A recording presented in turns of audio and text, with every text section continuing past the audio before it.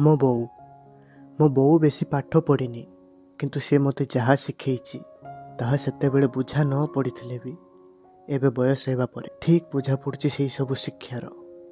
ମୋ ବୋଉ ମୋତେ ଶିଖେଇଥିବା କିଛି କଥା ମୁଁ ତୁମକୁ କହୁଛି, ଶୁଣ। ମୋ ବୋଉ ମୋତେ ସବୁବେଳେ ଗୋଟିଏ କଥା ଶିଖେଇଛି କି ପର ଠିକି ଗୁମାନ, ବନସ୍ତେ କି ରୋଦନ। ନିଜ କର୍ମକୁ କର ସମ୍ମାନ, ଖାଦ୍ୟକୁ କେବେ ନ କର ଅସମ୍ମାନ। ନିଜ କର୍ମ ଉପରେ ସବୁବେଳେ ଭରସା ରଖିବ, କାରଣ ଯେଉଁ କର୍ମ ତୋତେ ଦୁଇ ବେଳା ଦୁଇ ମୁଠା ଖାଇବାକୁ ଦେଉଛି ତାର ଅପମାନ କରିବାଟା ନିଜ ଭଗବାନଙ୍କୁ ଅପମାନ କରିବା ସହିତ ସମାନ। ଶୁଣ, ଆମେ ଗରିବ ହୋଇପାରୁ, କିନ୍ତୁ ନିଜର ଆତ୍ମସମ୍ମାନକୁ କେବେ ବି କାହା ଆଗରେ ବାଜି ଲଗେଇବନି, କାରଣ ଗରିବଙ୍କ ଏଇ ଗୋଟିଏ ହିଁ ତ ସାହାରା ଥାଏ।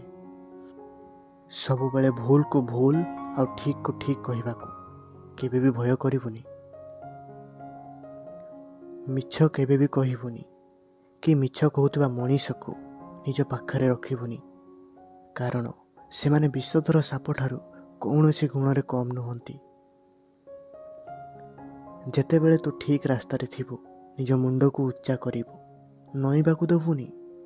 ଯଦି ତୁ ଠିକ ଥାଇ ବି ନଇଁ ପଡ଼ୁ, ତେବେ ତୁ ତ ଆତ୍ମସମ୍ମାନକୁ ତା ପାଖରେ ବିକ୍ରି କରିଦେଲୁ। ନିଜ ମନକୁ ସର୍ବଦା ନିଜ ଆୟତ୍ତରେ ରଖିବୁ। ସବୁ କଥା ସମସ୍ତଙ୍କ ଆଗରେ ଖୋଲି କହିବୁନି। ଯାହା ପାଖରେ ତୋତେ ସୁରକ୍ଷିତ ଅନୁଭବ ହେବ ତାରି ପାଖରେ ଖୋଲି କହିବୁ। ଆହୁରି ଅନେକ କଥା ଶିଖେଇଛି ମୋ ବୋଉ। ଲେଖିବାକୁ ଗଲେ କାଗଜ ଶେଷ ହୋଇଯିବ।